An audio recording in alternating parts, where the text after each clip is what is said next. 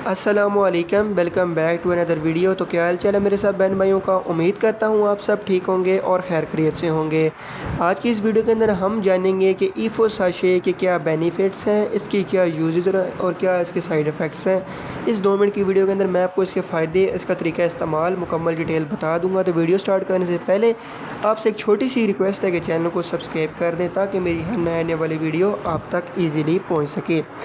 चलिए video start करते हैं बगैर अपना टाइम ज़ाया करते हुए। जब भी आपने कोई भी मेडिसिन लेनी है तो आपने अपने डॉक्टर की हिदायत के मुताबिक ही उसको इस्तेमाल करवाना है। तो ईफो साशे को गोल्ड शेफ न्यूट्रास्यूटिकल बना रही है। जहाँ तक इसकी कम्बिनेशन की बात की जाए, कंपोजिशन की बात की जाए, इसके अंदर विटामिन सी है, विटामिन D3 है, कैल्शियम है, विटामिन K2 है।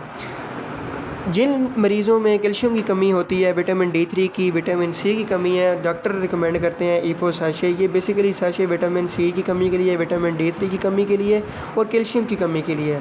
अगर आपको भी जोड़ों में दर्द रहता है, हड्डियों में दर्द रहता है, वो विटामिन और कैल्शियम की कमी की वजह से होता है, तो आप भी ये साशे को 200 ml पानी के अंदर मिला के पी सकते हैं। ये बहुत ही अच्छा साशे है कैल्शियम की कमी के लिए, विटामिन D3 की कमी के लिए।